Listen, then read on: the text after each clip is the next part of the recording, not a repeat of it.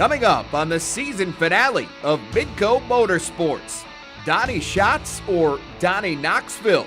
The North Dakota native continues his dominance of sprint car racing's biggest event. Drivers in Grand Forks attempt to win an invite to this year's WISSOTA 100. We've got the highlights from the Race of Champions qualifiers at River Cities Speedway. And meet the man who chases the World of Outlaws all over North America. The voice of the greatest show on dirt, Johnny Gibson. The green flag drops now.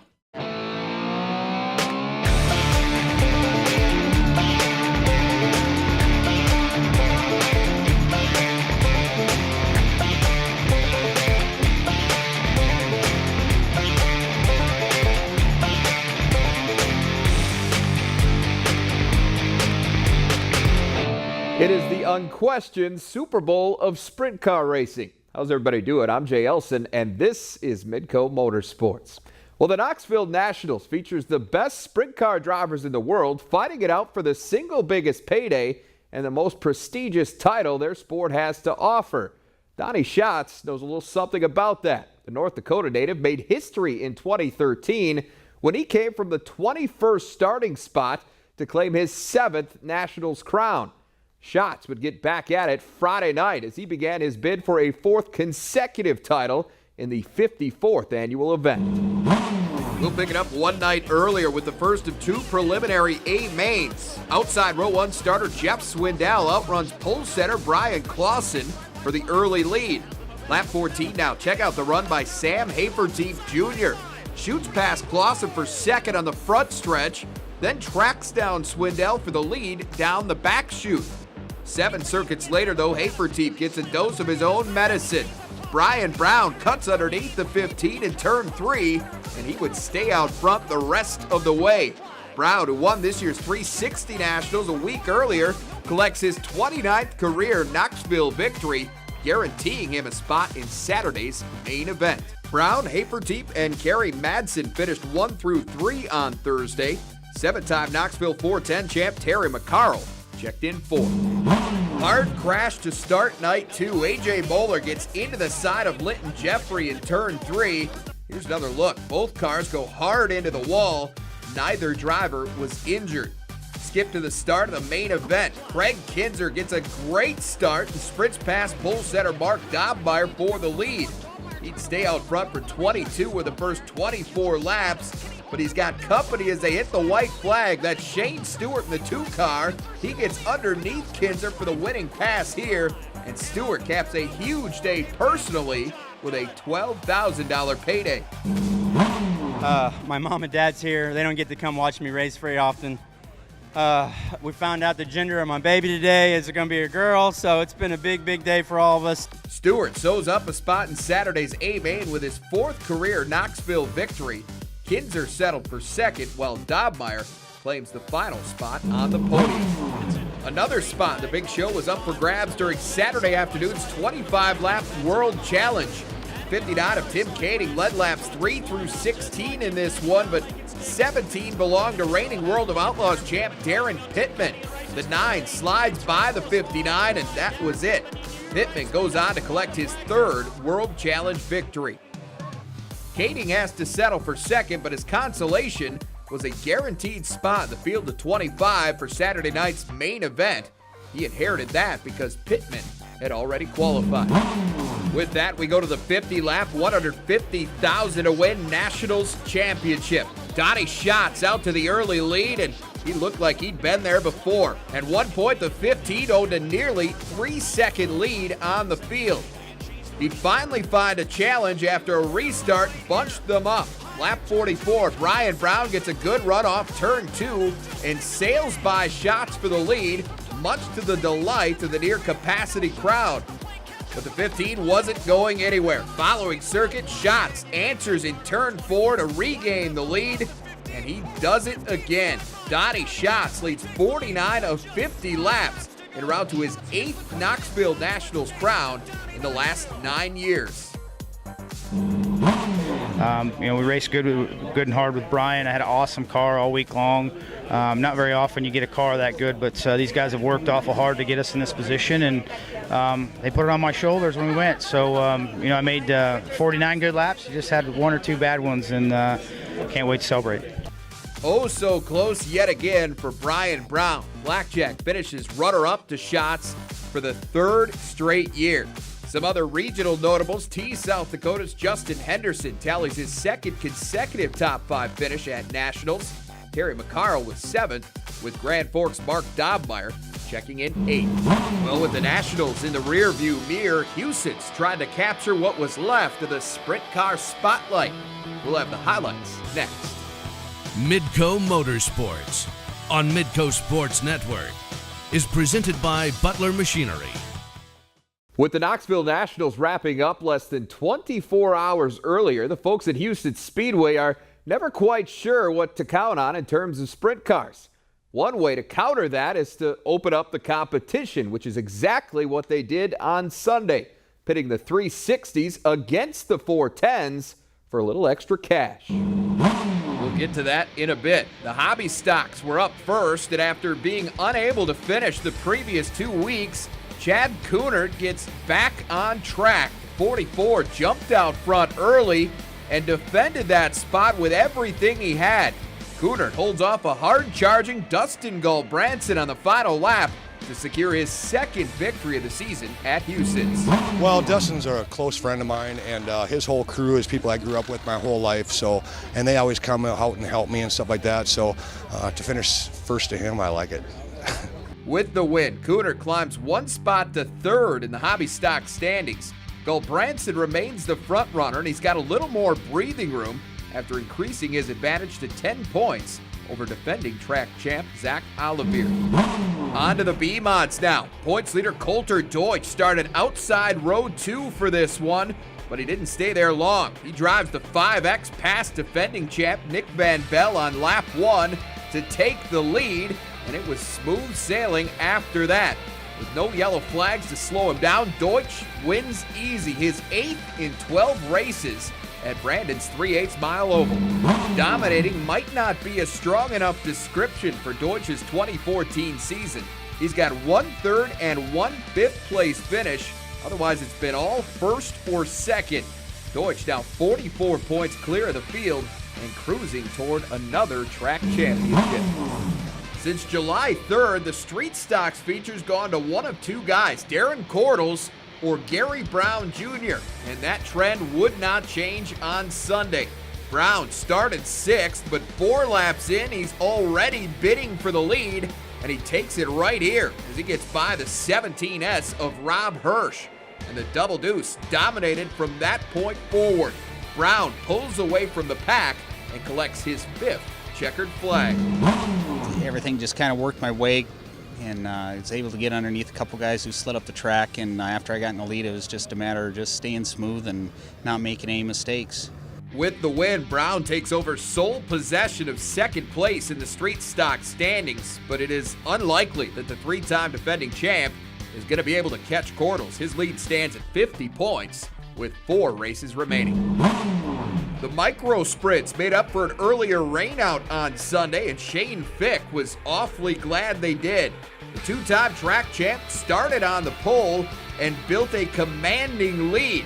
The only thing that slowed him down was a late race wreck involving Tyler Martin and Bill Bowles. Big mess on the edge of turn 2.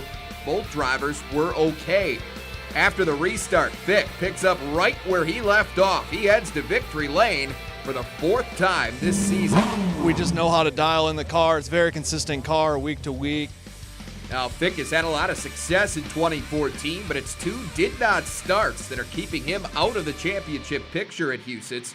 Brandon Bicey is the favorite. He leads Bill Bowles by 16 points with 3 micro sprint features remaining. Finally, we go to the night's main event. 25 laps for $2,500 in the open sprint car feature. Jody Rosenboom builds a huge lead, nearly half a track, before the red flag flies on lap 22. That was for 360 points leader Tommy Barber, who rolled in turn 1 as he was battling for the 3rd spot. Barber was uninjured. When the racing resumed, Rosenboom finishes what he started. He takes his first win of 2014 in impressive fashion. Ryan Bickett followed Rosenboom across the line with Dylan Peterson taking third. Dustin Bienken picked up a $300 bonus on Sunday for being the top 360 finisher. He came in fifth. Friday was a big night at River Cities. His drivers got a chance to earn a spot in the WISSOTA 100. Find out who made the cut when we come back. Midco Motorsports on Midco Sports Network is presented by Butler Machinery. The WISSOTA 100 is one of the biggest events of the summer, but it's not open to just anyone. You've got to earn your spot at Dakota State Fair Speedway. Friday, drivers got another chance to qualify with a win and you're in event in Grand Forks. Beautiful night at the Bull Ring. In the Street Stocks division, Mike Anderson spent a lot of time in front this season, and the 18 was there again on Friday. Anderson fends off the 81 of Jordan DeRay for the wire-to-wire win. It's been great. I mean, I think this is a fourth or fifth win here this year, and we're leading points, so if we can keep on plugging away, hopefully I'll pull out that championship at the end of the year. Anderson is in good position to do just that. He now leads defending Street Stocks champion Ryan Johnson by 25 points. Travis Robertson is 33 points back in third. The Super Trucks made a special appearance at the Bull Ring on Friday, and Ron Fiedler's number 2 truck was extra special. He too goes from the pole to the winner's circle, but he does it in dominating fashion. No one near him as Fiedler crosses the finish line. Lots of action in the Midwest Modifieds. Picking up on lap 8, Tyler Peterson and Ryan Schroeder dueling for the lead, and we've got contact. Schroeder sends Peterson over the edge, but it looks like Schroeder might have gotten the worst of it. Something isn't right with his front end, and on the ensuing restart, whatever it is proves costly. Schroeder loses it in turn 2, and that would be it for him. That leaves the door wide open for Peterson, and he wasn't going to let a dinged-up back end stand in his way. Peterson comes from his 6th starting spot to take the checkered flag. Peterson's 4th RCS win helps him extend his edge over Darren Fow to 30 points in the standings. Schroeder remains 3rd overall. He's 62 points off the pace. The Lightning Sprints fired next, and one car seemed to have a little more juice than all the rest. The 13T of Alan Trusinski started first, and it stayed there all night. Trusinski takes an easy feature win.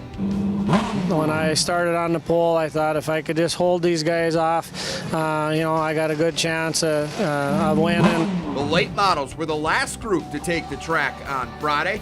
The number 2 of Bill Mooney out front early, but on lap 2, Brad Sang finds some room on the inside and scoots by Mooney for the lead.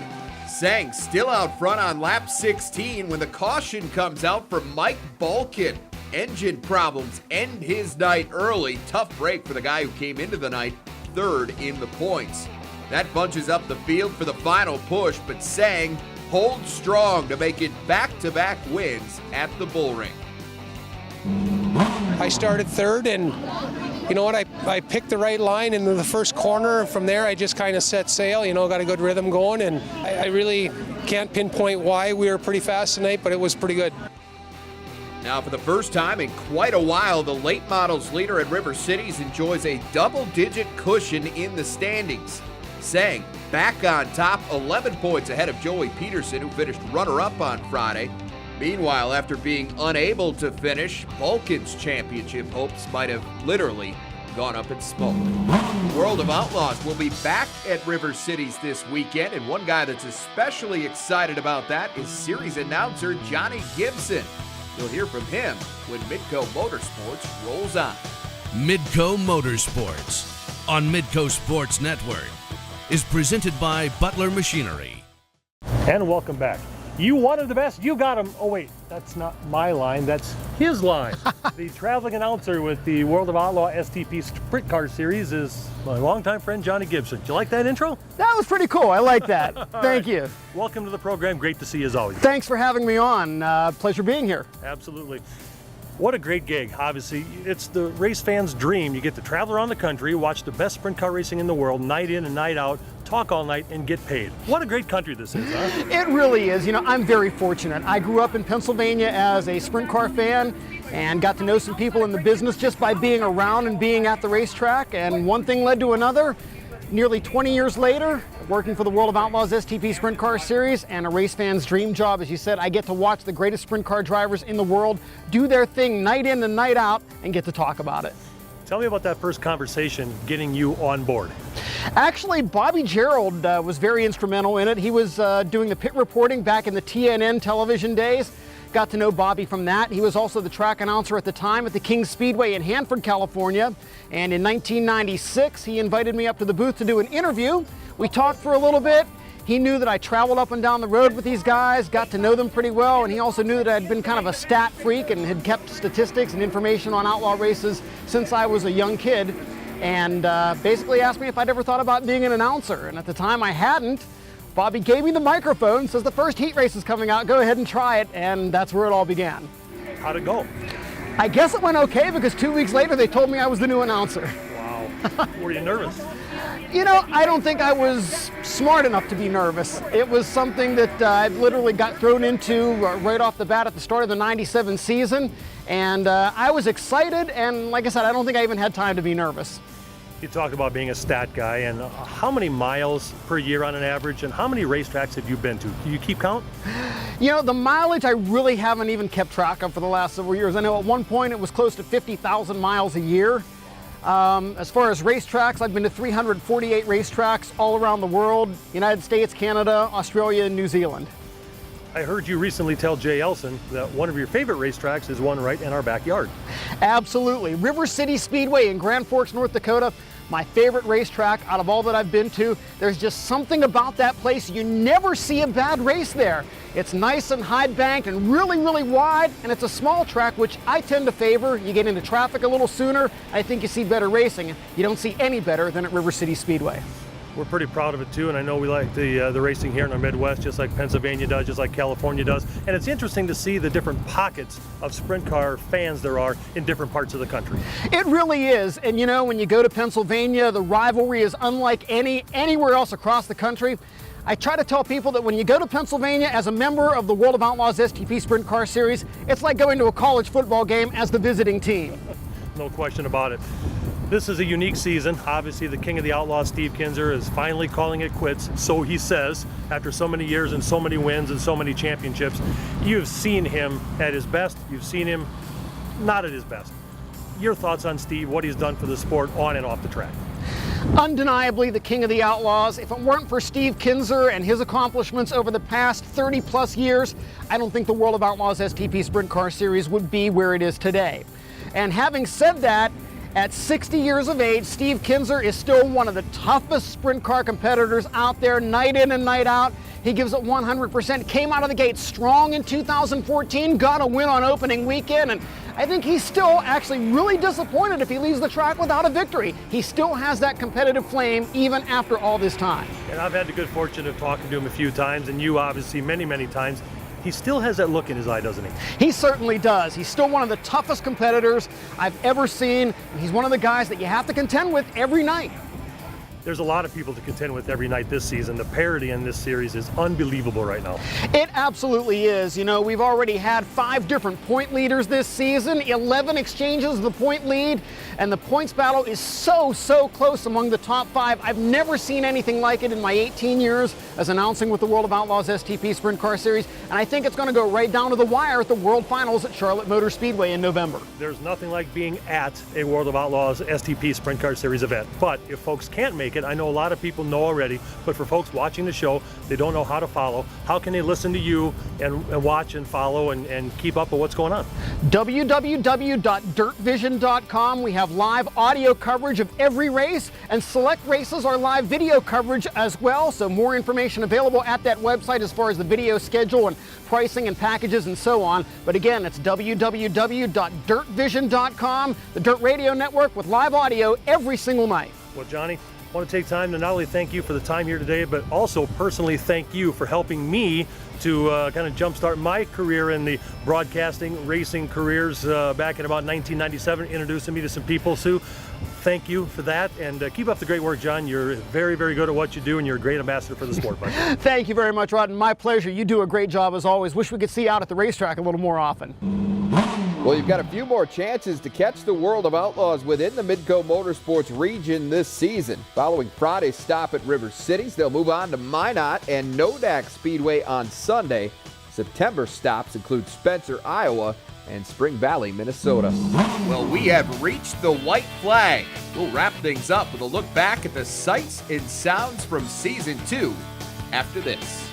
Midco Motorsports on Midco Sports Network is presented by Butler Machinery.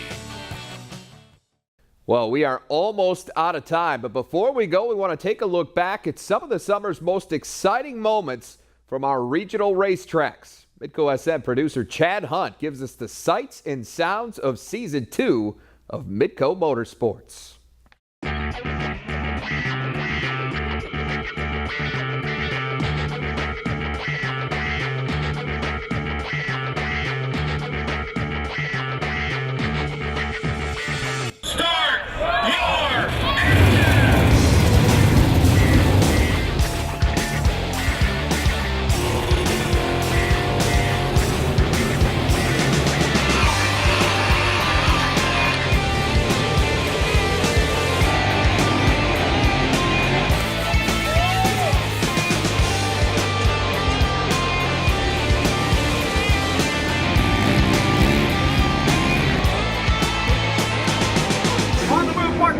Dahlmeyer to the inside of Danny Lasowski. It's showtime!